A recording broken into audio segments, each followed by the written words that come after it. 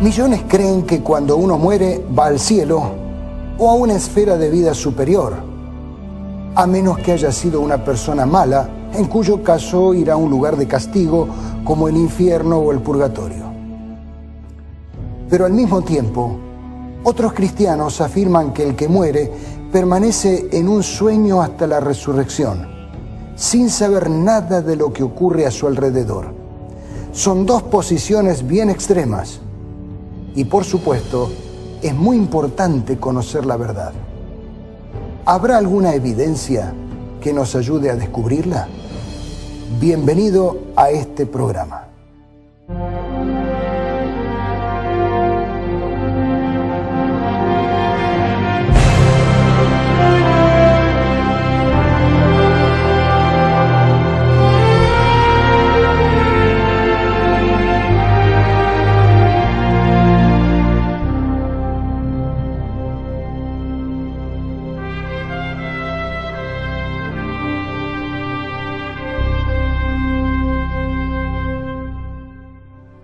Se cuenta que un niño que visitaba un cementerio descubrió con curiosidad que alguien había hecho colocar en su lápida una leyenda poco alentadora.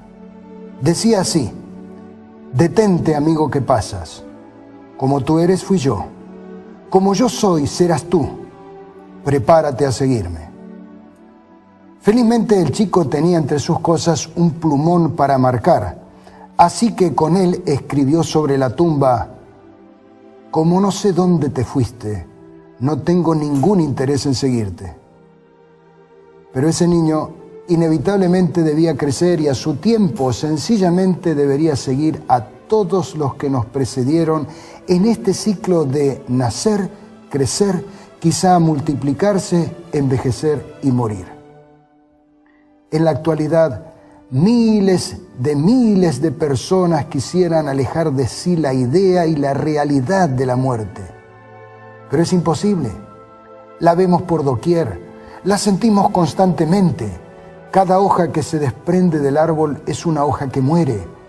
Cualquier dolorcillo que nos aqueja es una llamada de alarma. Y cuando la enfermedad es grave, el pensamiento del fin llena de angustia al doliente y a aquellos que lo aman. El consultorio médico y el hospital son voces de alarma, voces de alerta contra la muerte. Lo es sobre todo el cementerio. Conocemos algunos verdaderamente hermosos y artísticos, pero detrás de toda esa belleza con que se los quiere revestir está la realidad cruel y desesperante. Son nada más que cementerios. Y allá tenemos que ir para entregar a la tierra los restos de nuestros amados.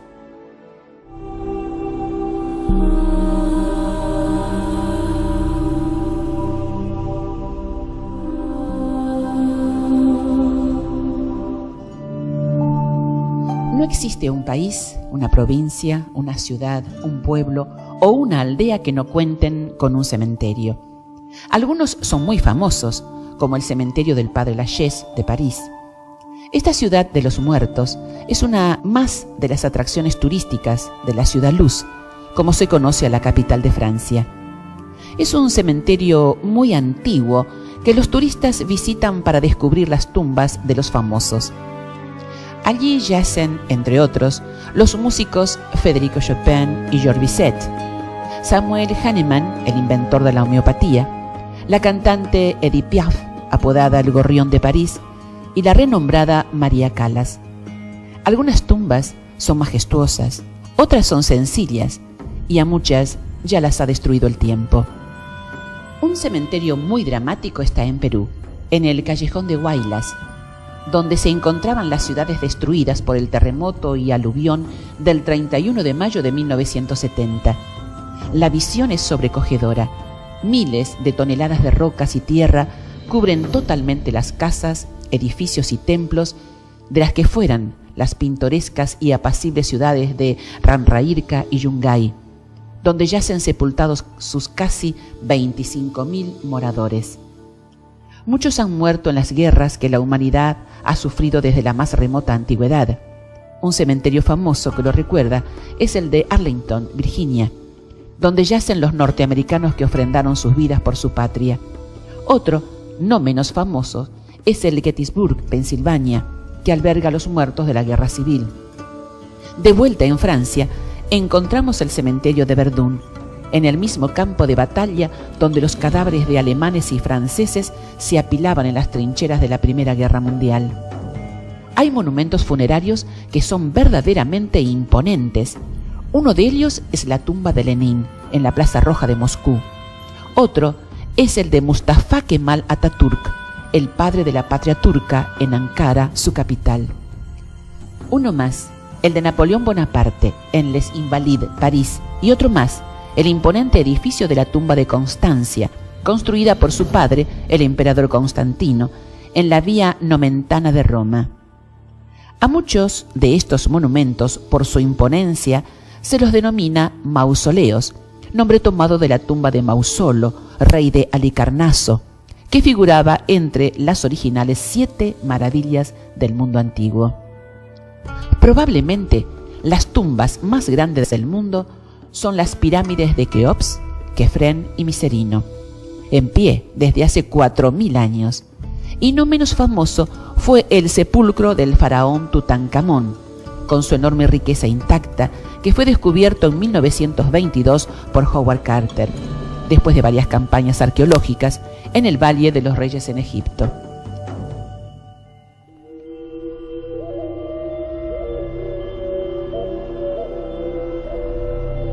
Hablando de este milenario país, Egipto y la muerte han estado siempre unidos.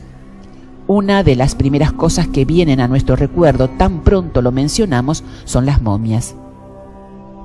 Se denominan momias a los cadáveres de seres humanos o de animales que mediante embalsamamiento o por circunstancias naturales se han mantenido en aceptable estado de conservación mucho tiempo después de la muerte. Las momias humanas naturales más antiguas son las egipcias de los períodos Nakada. En Europa, la más antigua conocida es la de Otzi, nombre que le dieron a los restos de un habitante de los Alpes italianos de la Edad de Bronce y que fue descubierto por el montañista Helmut Simon en 1991. La causa de la conservación del cadáver fue la frialdad extrema y perpetua de la región donde el individuo falleció.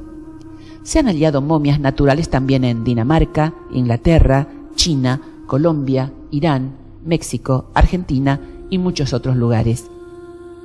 Algunas antiguas culturas han dado en variadas ocasiones a lo largo de la historia una gran importancia a la conservación de los cadáveres de sus difuntos como parte de sus ritos y costumbres funerarias. Las momias artificiales más antiguas del mundo son las de la cultura Chinchorro, la cual se estableció en el sur del Perú y el norte de Chile, región donde se desarrolló la cultura arica. También se encontraron momias artificiales en las montañas de Salta, Argentina. El antiguo Egipto es el ejemplo más conocido de una cultura que efectuaba la momificación ritual de sus muertos, con la intención de conservarlos el mayor tiempo posible, usualmente por razones religiosas, es decir, por la creencia de que mientras el cuerpo existiera, su alma estaría todavía viva en alguna parte. El libro de los muertos, o Perien Eru, libro para salir al día, es un texto funerario compuesto por un conjunto de fórmulas mágicas o sortilegios, Rau, que ayudaban al difunto en su estancia en la Duat, esto es, el inframundo en la mitología egipcia. Allí tenía que superar el juicio de Osiris y viajar al Aaru, según la mitología egipcia. Quizá el párrafo más famoso e importante del libro de los muertos sea el capítulo 125, titulado Fórmula para entrar en la sala de las 2 Maat, en el cual el difunto se presenta ante el tribunal de Osiris con el objeto de que se pese su corazón, es decir, su conciencia y moralidad y, para que superada la prueba, pueda continuar su camino en el mundo de los muertos hasta alcanzar los fértiles campos de Aru. Dicho capítulo contiene las llamadas confesiones negativas, es decir, declaraciones de inocencia que el difunto realizaba ante los dioses del tribunal a fin de justificar sus acciones personales. No hice esto o no hice aquello, soy puro, soy puro, soy puro. Por supuesto, si Osiris lo aceptaba así, le abriría el camino a un estado deleitoso. Esta idea, que campeaba en el mundo antiguo, está reflejada, por ejemplo, en la película épica Gladiador. En ella, este personaje muere por sus heridas, pero la película concluye con un final feliz, con el héroe atravesando un hermoso campo en dirección a una tierra bienaventurada. Sin embargo, el cine no solo presenta a los antiguos yéndose a gozar de la gloria, sino que el cine actual y las creencias populares nos hacen creer que los que se mueren en realidad no mueren, sino que abandonan los problemas y los desencantos de esta vida para ir a un estado superior y envidiable. No podemos dejar de mencionar el tema de la reencarnación. Una conocida actriz, hace no mucho tiempo, declaraba en el reportaje concedido a una revista: «Yo soy católica, pero creo en la reencarnación. Ya averigüé que esta es mi tercera vida. Primero fui una princesa egipcia, luego una matrona del Imperio Romano, y ahora me reencarné en actriz». La fe en la reencarnación de origen hinduista está cada vez más extendida en el mundo. Y ligado con el mismo presupuesto está toda la creencia en el espiritismo, una doctrina filosófica nacida en Francia a mediados del siglo XIX. Según su fundador, es la ciencia que trata la naturaleza, origen y destino de los espíritus, así como sus relaciones con el mundo corporal.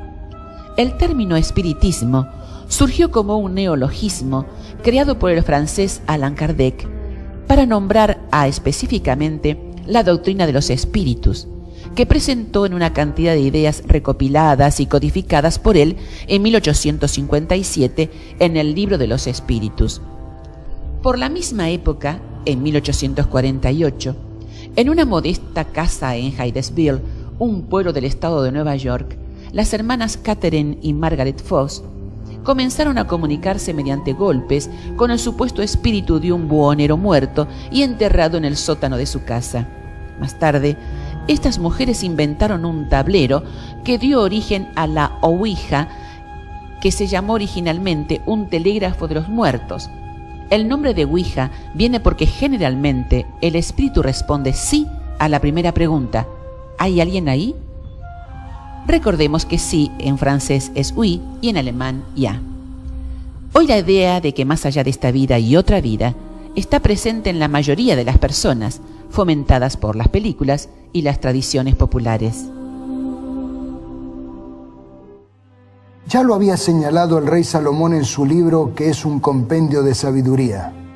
Para todos hay un mismo final, para el justo y el injusto, para el bueno y el malo, para el puro y el impuro, para el que ofrece sacrificios y para el que no los ofrece, para el bueno y para el pecador, para el que hace juramentos y para el que no los hace. Hay un mal en todo lo que se hace en esta vida, que todos tienen un mismo final. Además, el corazón del hombre rebosa de maldad. La locura está en su corazón toda su vida, y su fin está entre los muertos. Entre todos los vivos hay esperanza, pues vale más perro vivo que león muerto, porque los vivos saben que han de morir. ¿Qué es la muerte? ¿Una amiga o una enemiga? Sabemos que ella nos vendrá a buscar algún día, esperado o inesperado, que será inevitable aunque luchemos contra ella. Hemos visto hasta aquí la grandiosidad de algunos monumentos funerarios y aunque muy brevemente también hablamos de libros antiguos que enseñan cómo comunicarse con los muertos. Pero hoy, como antaño, también hay esa misma clase de libros, solo que en una mayor cantidad.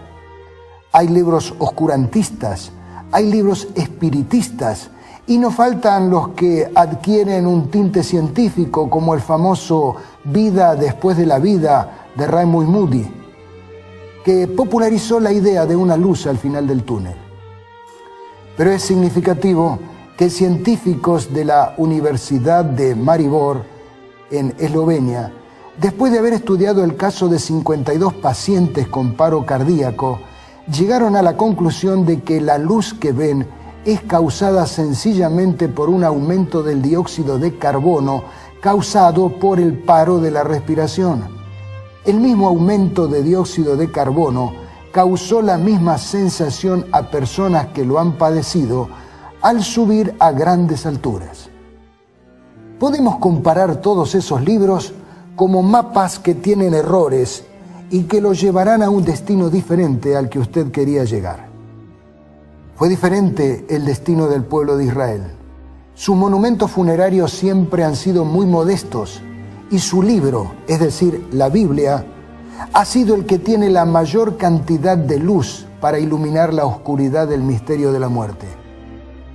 Si usted es un cristiano que acepta que la Biblia es la verdad y que ella es la autoridad en un asunto tan delicado como el misterio de la muerte, le resultará muy revelador y gratificante lo que veremos en los minutos siguientes.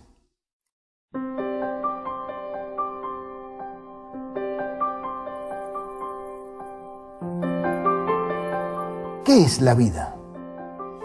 Para poder definir qué es la muerte, tenemos primero que ver cómo define la Biblia el fenómeno de la vida, porque solo los vivos mueren.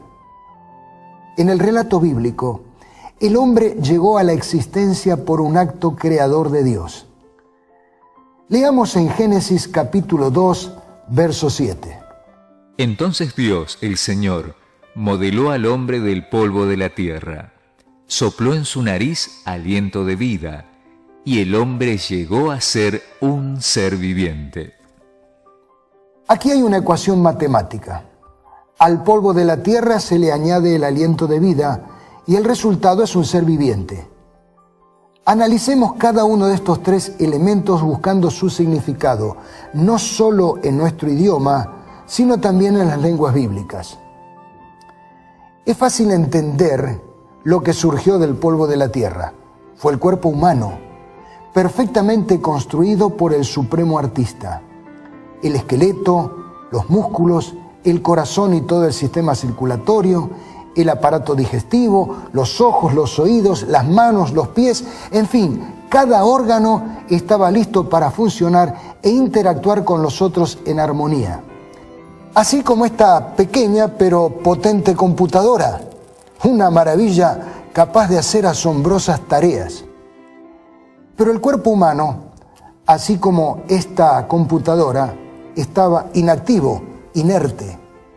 En otras palabras, sin vida. Para muchas personas todavía hoy una computadora es un elemento demasiado complejo para entender su funcionamiento, así que usemos algo más simple. Esta lámpara. Aquí está el cuerpo físico. Y al igual que el hombre recién creado, así como esta computadora, está sin vida. Claro, usted ya sabe lo que hay que hacer para que esta lámpara tenga vida, y lo haremos. Aquí está. Ahora tenemos luz. Está viva. Y lo mismo ocurre cuando encendemos la computadora. Dios hizo lo mismo con aquel cuerpo. Sopló en su nariz el aliento de vida y el hombre comenzó a vivir. Note cómo aparecía este versículo en las versiones o traducciones más antiguas de la Biblia. Formó pues Jehová Dios al hombre del polvo de la tierra, y sopló en su nariz soplo de vida, y fue el hombre en ánima viviente. En una traducción católica dice que llegó a ser el hombre ser animado, al igual que en italiano. La diferencia con otras traducciones es que la suma del cuerpo más el espíritu llegan a ser un alma o ánima viviente. ¿Por qué lo digo? Recuerde que ánima es una palabra latina que significa movimiento. Cuando hablamos de dibujos animados, queremos decir un dibujo que se mueve. Lo que quiere decir este versículo es que el hombre comenzó a moverse. Cuando analizamos este versículo con los términos originales en los cuales se escribió la Biblia, encontramos dos palabras muy reveladoras. La primera de ellas es la palabra ruaj, que aparece aquí traducida del hebreo como aliento de vida. En otras partes del Antiguo Testamento aparece traducida como espíritu. La palabra equivalente en el Nuevo Testamento, originalmente escrito en griego, es pneuma, que se traduce como espíritu. Es interesante recordar que de esta deriva también la palabra neumático, porque tiene aire en su interior. Hoy podríamos compararlo a la electricidad, que fue la que le dio vida a esta lámpara. Así como la electricidad proviene de una usina generadora, el filósofo griego Aristóteles defendía la existencia de un primitivo motor inmóvil. Para el creyente, Dios es ese motor. Dios es la usina generadora de vida. Ahora bien, este espíritu no tiene identidad ni existencia autónoma. Es simplemente el aliento de vida que Dios insufla sobre la materia inerte a fin de darle vida, o la electricidad que entra en esta lámpara para que se produzca la luz. ¿Qué en cuanto a la palabra alma? En hebreo es nefesh y su equivalente en griego es shige. Este término también aparece en el relato de la creación del hombre como ser viviente. Es decir, el alma no designa una parte constitutiva del ser humano, sino su totalidad. En la Biblia, alma equivale a persona. El ser humano no tiene un alma, sino que es un alma viviente. En otras palabras, algo que se mueve. Llega a serlo gracias al aliento de vida que Dios le da. Volvamos al ejemplo de esta lámpara. Tiene en sí misma todos los elementos físicos necesarios para producir luz. No obstante, no tiene luz en sí misma. Otro tanto ocurre con nuestro cuerpo. Tiene todo lo necesario para vivir, mas no vive por sí mismo. Podemos reunir todos los elementos que constituyen un cuerpo y colocarlos a todos, cada uno en su respectivo lugar. Mas no por eso se convertirá en un ser viviente. Así como esta computadora que es perfecta en todo su interior, pero no funcionará mientras no le dé la corriente. La corriente eléctrica tiene la energía para producir la luz, pero tampoco es luz en sí misma. Únicamente cuando la energía eléctrica entra en contacto con la lámpara, pasa a través del cable que tenemos luz. Lo mismo puede decirse de los seres vivientes. El espíritu, el aliento de vida que Dios da, tampoco es una entidad viviente de ninguna clase. Recién cuando el aliento de vida opera en el cuerpo del hombre, tenemos un alma viviente, es decir, un ser viviente, una persona. Ni el cuerpo sin el espíritu, ni el espíritu sin el cuerpo tienen vida por separado. Un ser humano no es una sumatoria de partes, sino un todo indivisible. Es un cuerpo animado por el aliento de vida de Dios, que recibe a cada instante el milagro de la vida de manos de su Hacedor. ¿Y qué en cuanto a la vida de los animales? El sabio Salomón lo aclaró también de esta forma. Los hombres terminan igual que los animales. El destino de ambos es el mismo, pues unos y otros mueren por igual, y el aliento de vida es el mismo para todos. Así que el hombre no es superior a los animales. Note que hombres y bestias tienen el mismo aliento de vida. ¿Qué es entonces un ser vivo? Un perfecto organismo que se mantiene en movimiento gracias a la vida que procede de Dios, así como un electrodoméstico o esta misma lámpara funciona mientras se halle enchufado a la corriente eléctrica y a la corriente eléctrica celestial.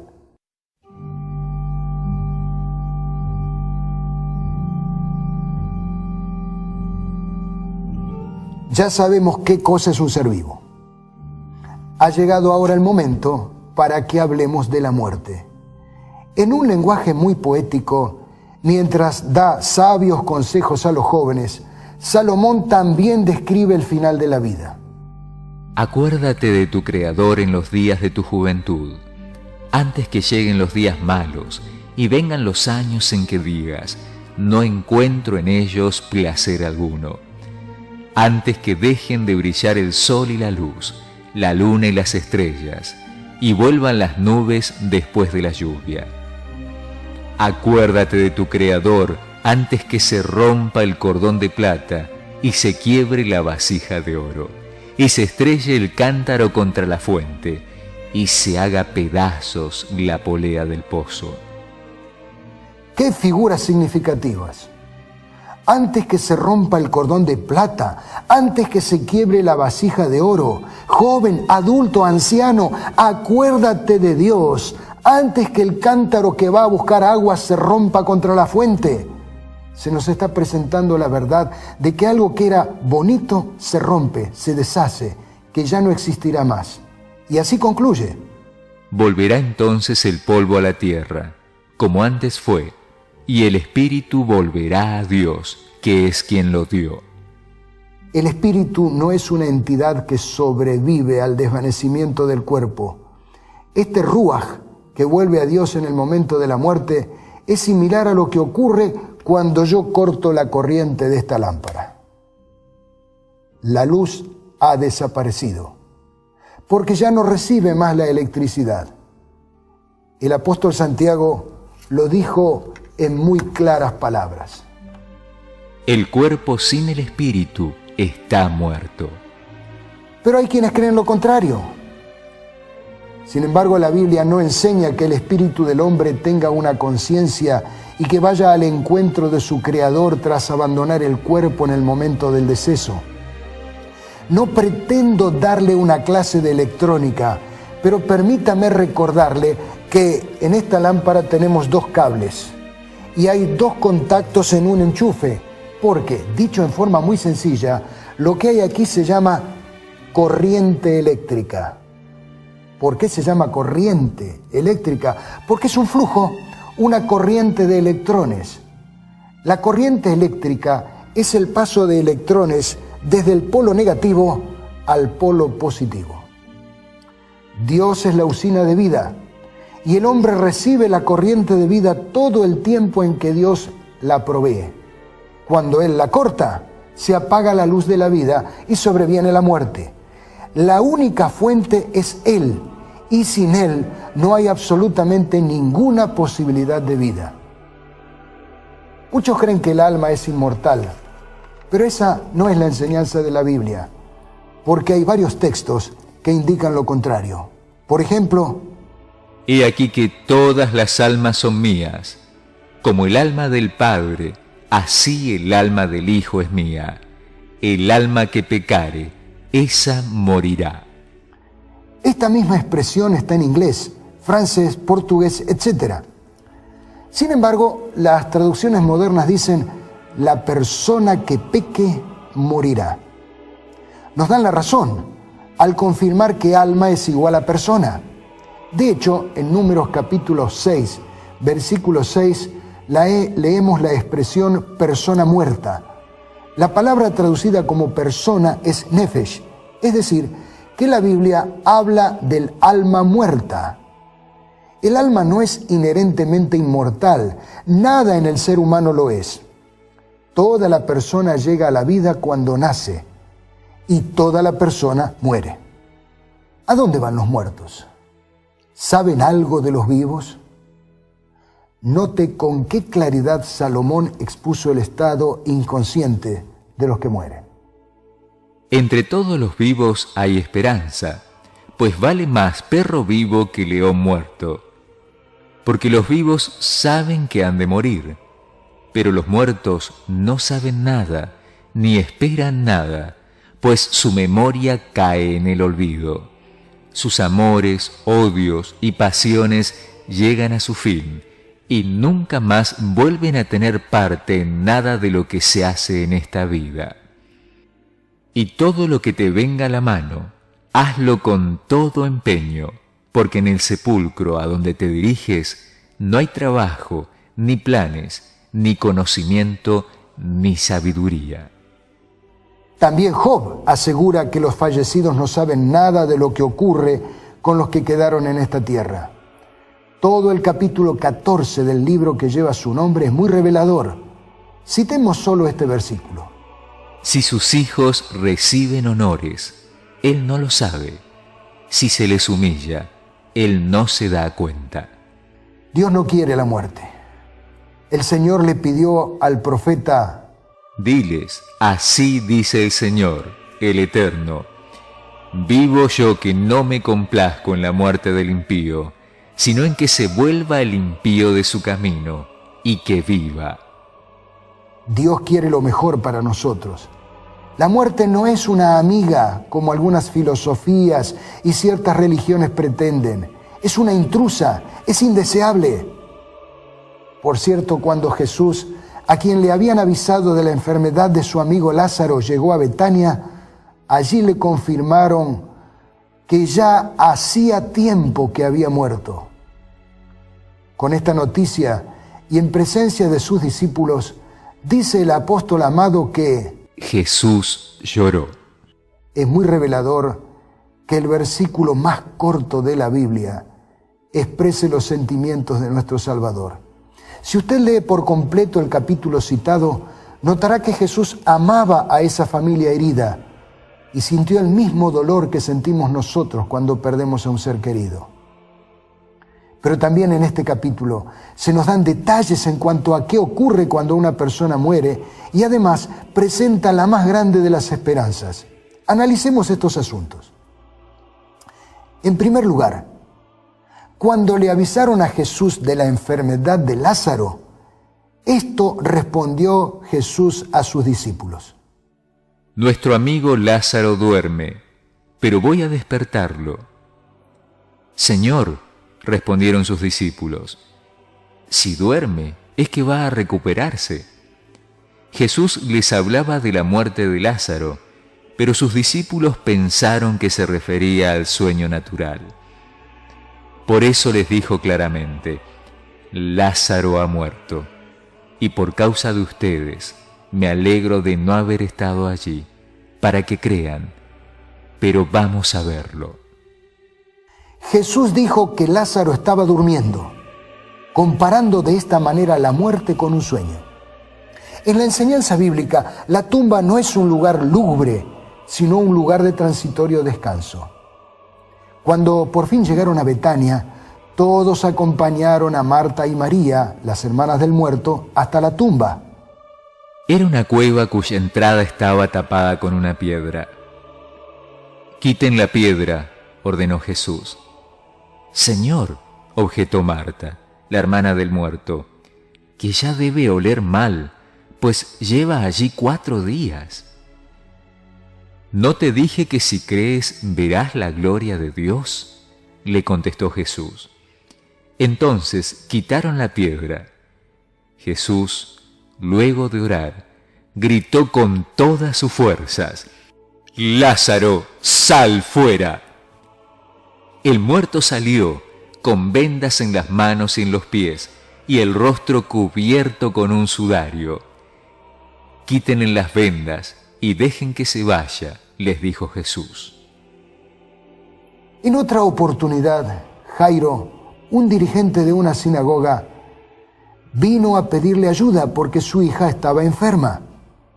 Jesús dijo que lo acompañaría a su casa, pero antes de que se pusieran en marcha, vino uno de casa del principal de la sinagoga a decirle: tu hija ha muerto, no molestes más al maestro. Oyéndolo Jesús le respondió: no temas, cree solamente y serás salva.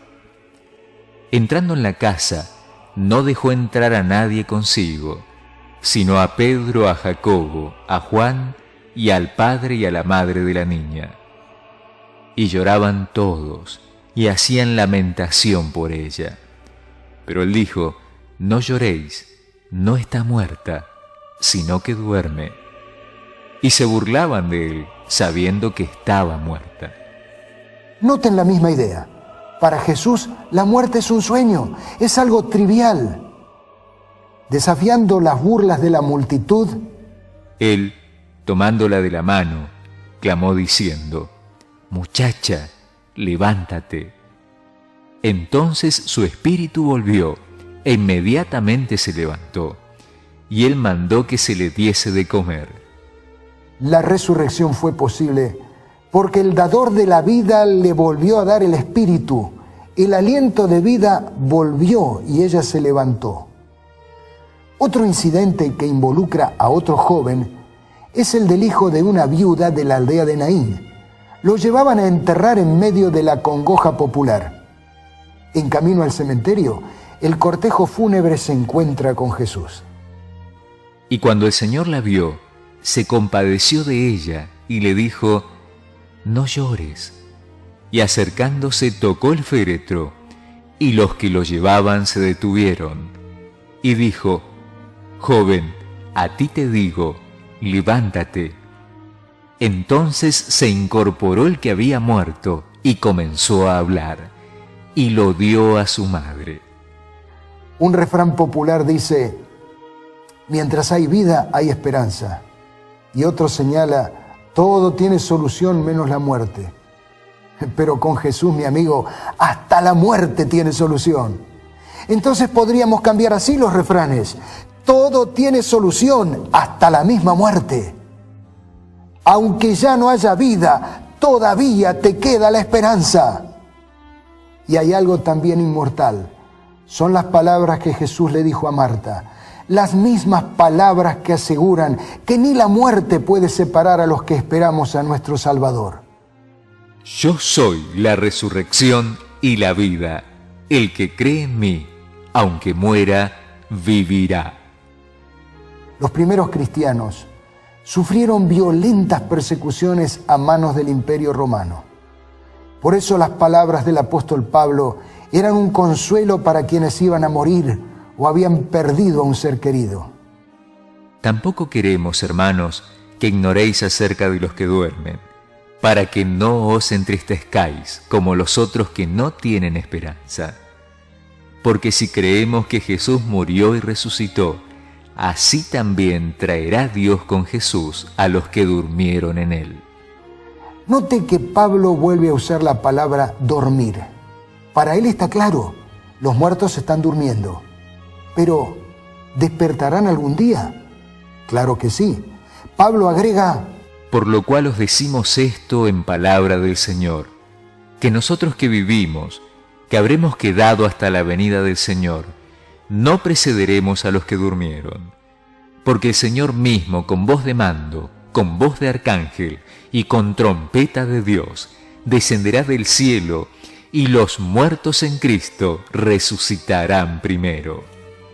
Los muertos despertarán cuando venga Jesucristo. El mismo apóstol también anticipa que morirá decapitado, pero no tiene miedo. Yo ya estoy para ser sacrificado. El tiempo de mi partida está cerca. He peleado la buena batalla. He acabado la carrera. He guardado la fe. Por lo demás, me está guardada la corona de justicia, que me dará el Señor, juez justo en aquel día, y no solo a mí, sino también a todos los que aman su venida. Él sabe que, juntos con los que creemos actualmente, nos levantaremos en un día que todavía está en el futuro. Esto mismo se le aseguró al fiel profeta Daniel. En cuanto a ti, tú irás hasta el fin y reposarás, y te levantarás para recibir tu heredad al fin de los días. El profeta es como un guerrero que depone la armadura, al cual se le asegura el triunfo. Cuando murió, no se fue al cielo como pretendió la película Gladiador. Se fue a dormir para levantarse cuando Jesús regrese. Esto estaba tan arraigado en la fe judía que hasta los criminales lo sabían. El ladrón arrepentido, compañero de agonía en la cruz, lo reconoció como Señor. Y dijo a Jesús: acuérdate de mí cuando vengas en tu reino. No pidió recompensa inmediata. Estaba dispuesto a esperar en la tumba hasta aquel día, cuando el rey tome su trono. Es una lástima que una traducción prejuiciada y tendenciosa haya agregado un qué inexistente en el original. La respuesta de Jesús debe leerse tal como la vemos, felizmente, en la versión Reina Valera del año 2000. Entonces Jesús le contestó: te aseguro hoy, estarás conmigo en el paraíso. El sentido es, hoy, cuando todos me rechazan, tú eres el que me reconoce. Por eso te lo aseguro, tal como lo has pedido, en aquel día estarás conmigo en el paraíso. ¡Qué consuelo extraordinario a la hora de morir! Miles de mártires cerraron sus ojos con la misma esperanza. Millones de cristianos pueden hacerlo hoy, de la misma forma, con esperanza. Ni el ladrón esperaba ir ese viernes al cielo, ni Jesús fue al cielo. Cuando murió, descansó en la tumba hasta la mañana del primer día de la semana, ocasión en la cual volvió a la vida. Cuando María Magdalena, la primera en verlo resucitado, se acercó a él, Jesús le dijo: no me toques, porque aún no he subido a mi Padre, mas ve a mis hermanos y diles: subo a mi Padre y a vuestro Padre, a mi Dios y a vuestro Dios. Hasta el tercer día, Jesús todavía no había ido al cielo, así que de haber sido dicha tal cual algunos pretenden la promesa al ladrón, tal cual aparece en las traducciones mencionadas, traducciones erróneas, Jesús le habría mentido. Pero este es un programa de evidencias, así que necesitamos detenernos un momento para pensar en las evidencias. ¿Es la falta de una evidencia una evidencia? Por supuesto que sí. Si yo compro un terreno y contrato toda la tecnología moderna para hacer las exploraciones necesarias para verificar si hay petróleo en mi terreno, y después de todo el trabajo los técnicos no encuentran petróleo, la evidencia es que en mi terreno no hay petróleo. Si un testigo dice que vio matar un hombre y luego el muerto aparece caminando por la calle, está claro que el testigo dio un informe falso. Si todos los muertos que menciona la Biblia, que tuvieron la dicha de volver a vivir cuando el Señor o uno de los profetas los resucitaron, hubieran estado en algún lugar deleitoso, habrían contado visiones fantásticas de lo que vieron. Pero el silencio es la norma de todos ellos. Nada vieron, nada tienen para contar. Estuvieron durmiendo, nada saben. Algunos de ellos los acabamos de comentar y de otros ni hemos hablado. El caso de Lázaro es demoledor. Estuvo 4 días muerto. Si hubiera ido al cielo, habría visto cosas tan maravillosas que habría libros enteros narrando su experiencia. Pero no hay ni una sola línea. Si usted ya tuvo la oportunidad de pasar una mini vacación de 4 días en un lugar paradisíaco, seguramente lo recuerda muy bien. Un buen fin de semana no es fácil de olvidar. Y si uno tiene amigos, con seguridad les contará entusiasmado lo que vivió, animándolos a que vayan al mismo lugar. Pues si Lázaro estuvo en el cielo, cuando regresó a Betania, podría haber pasado noches enteras en cautivantes relatos, pero no contó nada a sus amigos. No podemos ni siquiera pensar que Lázaro se estuvo quemando por 4 días en el infierno, porque era un hombre justo, por lo que la otra opción es el paraíso. Así que si se fue al cielo y allí pasó unos días maravillosos, debe haber sido una injusticia traerlo de vuelta a la tierra, traerlo de nuevo para que pasara las penurias que todavía tenemos que pasar los mortales. Amigos, la evidencia es concluyente. No hay ninguna evidencia de que haya vida después de la muerte. Solo la habrá cuando Jesús regrese y por medio de la resurrección haga una nueva creación. No tiene sentido apelar a la intercesión de los muertos en nuestro favor o que nosotros creamos que podemos hacer algo por ellos. Cuando alguien muere en pecado, no va al infierno. Ningún justo, nadie justo va a la presencia del Señor. Ambos, el malo y el bueno, quedan en sus sepulcros hasta el día del juicio y la resurrección. Así lo afirmó Jesús. No se admiren de esto, porque va a llegar la hora en que todos los muertos oirán su voz y saldrán de las tumbas. Los que hicieron el bien resucitarán para tener vida, pero los que hicieron el mal resucitarán para ser condenados. Cuando llegue la hora, saldrá el buen ladrón de la tumba para encontrarse con Jesús y comenzar a vivir en el paraíso. También resucitará el otro ladrón para descubrir lo que se ha perdido y recibir la condenación, es decir, sufrir la segunda muerte, que es la aniquilación definitiva, tal como lo podríamos estudiar si el tiempo nos permitiera en Apocalipsis capítulo 20. La muerte es ya un enemigo vencido. Jesús la derrotó y todos los que confían en Él ya tienen la promesa. Yo soy la resurrección y la vida. El que cree en mí, aunque esté muerto, vivirá. No hay por qué temer. Basados en la Biblia, al final de nuestro camino no tenemos la incertidumbre de no saber a dónde vamos, sino la esperanza de la vida eterna. Y recuerde, Lázaro era un amigo de Jesús y Él viajó para despertarlo. También nos despertará a nosotros si hoy somos sus amigos. ¿Es usted amigo de Jesús? Espero que así sea. Por el contrario, si todavía no la empezó, comience hoy mismo a buscar su amistad. Porque este Dios es Dios nuestro eternamente y para siempre. Él nos guiará aún más allá de la muerte. La evidencia es clara. Los muertos duermen a la espera de la venida de Jesús. Que cuando Él regrese, usted y yo podamos levantarnos e ir con Él para vivir eternamente a su lado. Lo espero en el próximo programa para continuar descubriendo otras evidencias que sorprenden.